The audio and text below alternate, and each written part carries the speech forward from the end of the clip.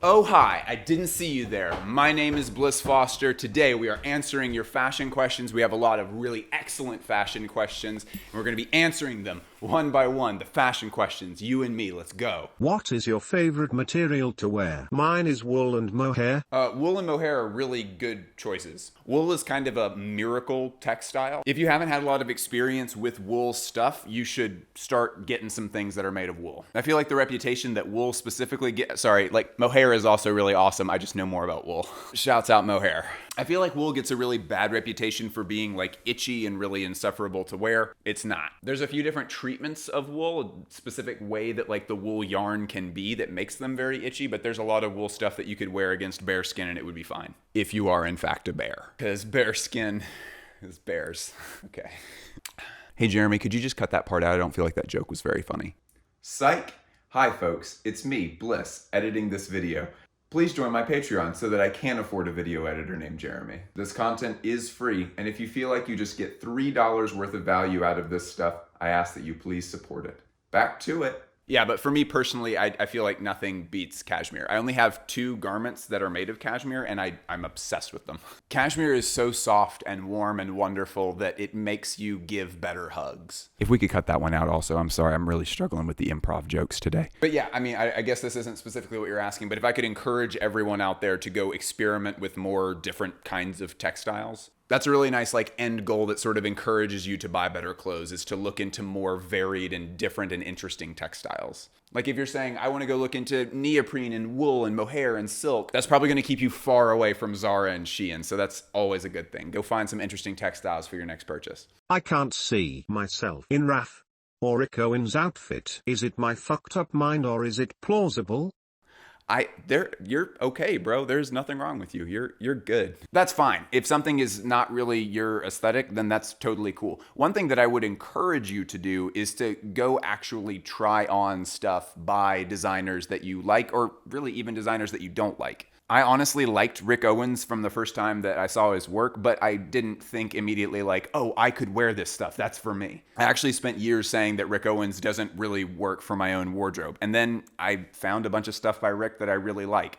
I say a bunch of stuff. I own 2 shirts and a pair of shoes. Wow. It's not a big deal. What was the question? Oh yeah, go try stuff on. Go to Dover Street Market, go to the Rick Owens store. Like I understand that everyone's impression of Rick Owens, the brand, before they start going and interacting with it in person, everyone thinks that like, oh, Rick Owens stores are gonna be like massively intimidating and all the people there are gonna be like super like aggressive and like mean. All of the Rick Owens employees that I've ever interacted with have been lovely people. It's kind of like, if you work at a Rick Owens store, please don't like fault me for making this comparison. It's kind of like when you went into Hot Topic for the first time, where like you and your mom were both like, oh, like all these goths with their lip and nose piercings are gonna be so mean and very aggressive. And then you go in and they're just people at work. And Rick Owens employees tend to, my understanding is that they tend to stay with the company much longer than most other retail employees. And so a lot of them are really good at what they do. And part of being really good at luxury sales is being very personable and sweet and warm. I promise, if there's any part of you that feels intimidated about going into luxury retail stores, please don't feel intimidated. Those people are there to help you, and they are happy to help you try on stuff. Not help you try on stuff, but get stuff for you to try on. And to be honest, if you go in there on a weekday at like 11 a.m., most of the people in there are just bored. So like having someone come in and say like, I want to try on like the really bonkers stuff. They probably haven't seen very many people try that on yet. And so they're probably going to be like, hell yeah, I want to see what it looks like on you. I've worked in luxury retail. That is how I felt most days. Is I was like, I really wish someone would come in here and like, we could just like play dress up for an hour. Try a couple of things on. They are happy to get that stuff for you. That is literally what they're there for. So yeah, and especially with this person, I think you'll be surprised with the RAF stuff, because the RAF that is seen on Instagram a whole bunch, it's a vision of Dad Simmons' work that we've kind of imagined into it, or it's at least a very old version of his aesthetic. Like I think if you went into Dover Street Market right now and you went to the Raf Simons section, I think you'd be a little bit surprised by what's over there. It's really great stuff. It's really cool. It doesn't look like the Riot or Black Palm stuff anymore, really. It's worth checking out. Go try on some clothes. Here's another question. ¿Cómo estás? Okay, hang on. Hola. Ahora les hablo a ustedes, mi audiencia de habla España. Yo no puedo hablar español. Lo siento por mi pronunciación mala. Pero para responder a su pregunta, estoy bien. Muchas gracias. ¿Y tú? I can't even claim that like this is a terrible thing about like being American because there's so many people in America that speak multiple languages. It's like just me. Sad. Okay, so this person, it looks like they ran out of space a little bit here, but they're saying honesty in fashion, presenting one way versus being another. So workwear without working, hiking gear in the city, etc. Here's the deal with this. It is really easy to take shots at people for wearing stuff that is something that they just recently bought. And I mean, yes, I get the whole thing of like wearing a Carhartt jacket and you don't work construction. But at the same time, like, are motorcycle jackets only for people who own and ride motorcycles? Are women's riding boots only for women who ride horses? And I mean, like myself, I'm wearing a very like slinky Jacquemus shirt right now. I don't live in the south of France. But I mean, yeah, like also, I mean, the pants I'm wearing right now, these are some JW Anderson pants. And the whole reason there's this kind of like flap skirt thing is because I think they're based off of welder's pants, so that you're able to like have the bib or apron or skirt down, and then you are welding things, so it's like getting stuff like all over you, sparks are flying, it's like probably singeing your clothes a little bit. And then you're able to bring this back up and button it, and you still have like somewhat presentable pants. Should I not be allowed to wear those because I am not a welder? I don't think so. And I get that there are some people that really play into the workwear thing in like such a committed way that it really looks like they're cosplaying. It's really easy to pick on those people for that stuff. But I mean, like, especially on the Arc'teryx trend, I mean, that stuff is incredibly well made. And if someone wants something that is like, I want the best like raincoat possible, like that's not a weird thing for fashion people to want. Tons of us want things like that. Arc'teryx arguably could be the best rain jacket available. I wouldn't know. I'm not an expert on techwear. It's certainly in the running for it. So I get that it's easy to meme about this and stuff, but ultimately I have no problem with people buying whatever clothes and wearing them. Just my opinion. That's one where I would really like to hear what everybody thinks about it. Let me know in the comments below, guys. And for the record, I don't know if anyone realized this or not, I read literally every single comment that comes through. I can't respond to everything, but I absolutely read 100% of the comments. Oh, this is such a good one. Okay, here we go. How do you find peace and tranquility in ongoing trends and trends as a whole? So many of y'all are like, I know what he's gonna say.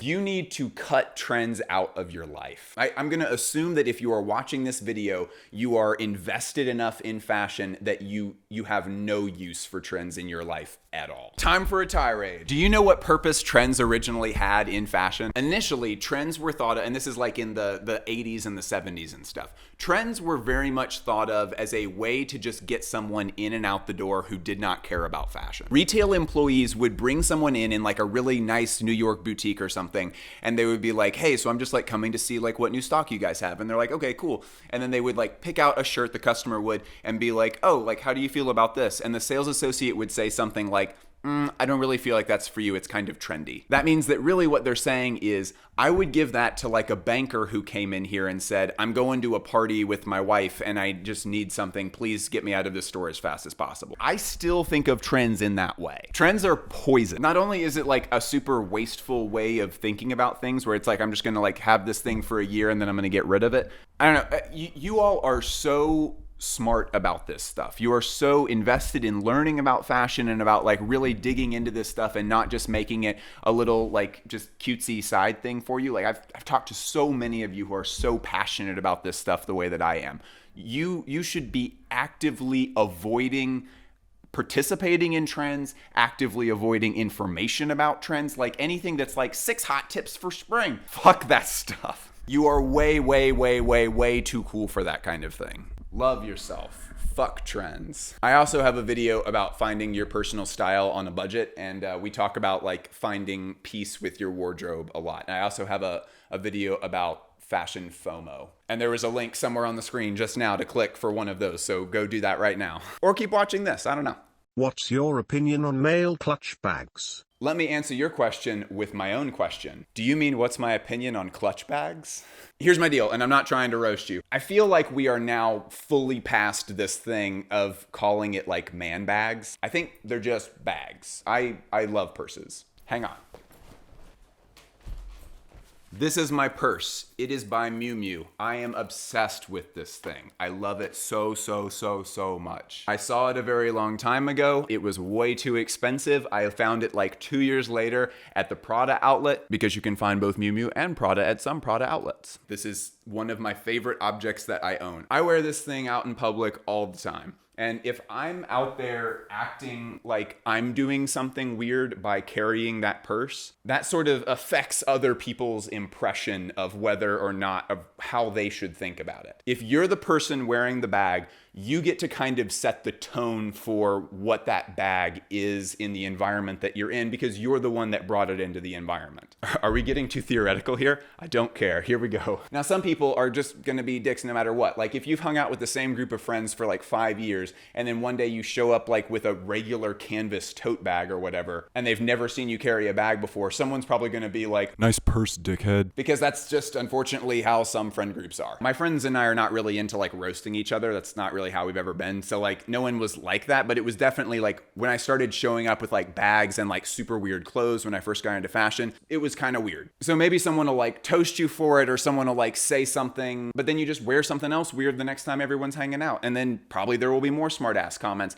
And then like at the 11th or 12th time that you're wearing something kind of crazy, eventually everyone is going to be like, "Yeah, that's Bliss. He wears wild shit. He was wearing wild shit the last 12 times I've seen him. He just does that." And eventually it will just it'll just be you. And I find that in public, most people care way less than you think they will about the clothes that you're wearing, or like whether or not you're wearing makeup, or like if you have nail polish on.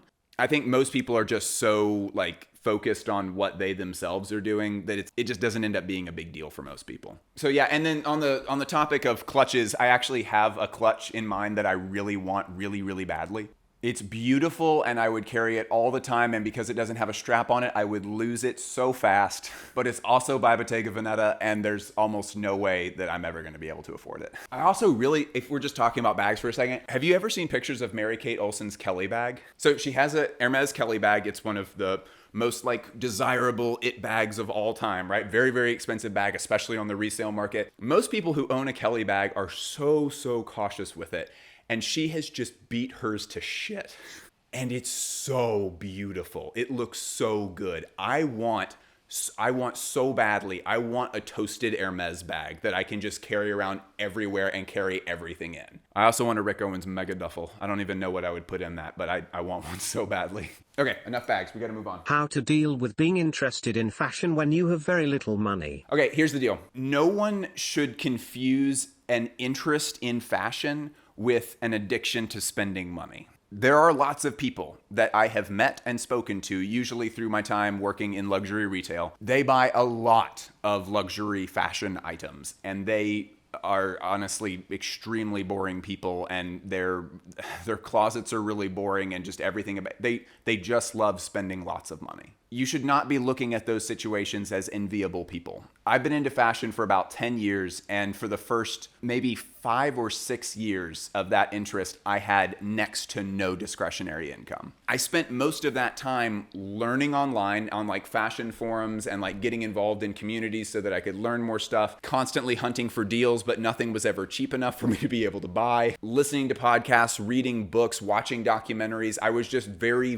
engaged in every side of fashion other than purchasing clothes. To be honest, that's been one of the best things that has happened to me in my fashion life. You are welcome in this hobby. You are welcome in this world if you are not just dropping a lot of money on clothes. I feel like I built up some really good habits by having no money for so long, because I still am very conservative about how much money I'm willing to spend on things. I don't think I've ever bought anything brand new at retail. I bought a couple, like the Miu Miu bag. I did buy this brand new, but it was about as discounted as things at the Prada outlet can get. Yeah, I don't think I've bought anything brand new at retail other than like my Salomons or something. Which also, I was like, man, $130. I really gotta, should I? I don't know. This is probably also a good time for me to remind everyone that if you are racking up credit card debt in order to engage in fashion as a hobby, you are making a gargantuan mistake. I know multiple people whose lives have been pretty fucked up by doing stuff like that. I don't recommend it. Is streetwear a trend or an aesthetic? That's a really good question. I don't think it is even possible to categorize streetwear as a trend anymore. I mean, it's been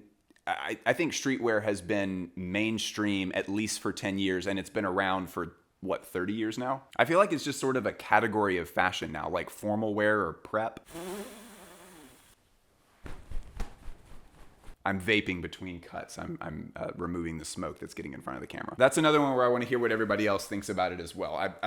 As always, it's essentially since Virgil started the conversation around that of just kind of like, oh, streetwear is dead. Like that sort of initiated this conversation of like, wait, what is streetwear? How do we categorize this stuff? Like, what even is streetwear anymore? Categorizing almost anything when you start really thinking about it is super difficult. Thank you so much for joining me. If you learned anything, please comment down below. Even if someone else said your own thing, I want to hear it in your words, because saying it in your own words, typing it out, allows it to cement itself in your brain so you can remember it for later. Thank you so much. I love you all. I will talk to you soon. Please go join the Patreon. Go join it right now. The link is on your screen, the little Patreon logo that is somewhere here-ish. Go join that Patreon. Thank you. Please do that. I love you. I love you. I love you. I love you. I love you. Goodbye.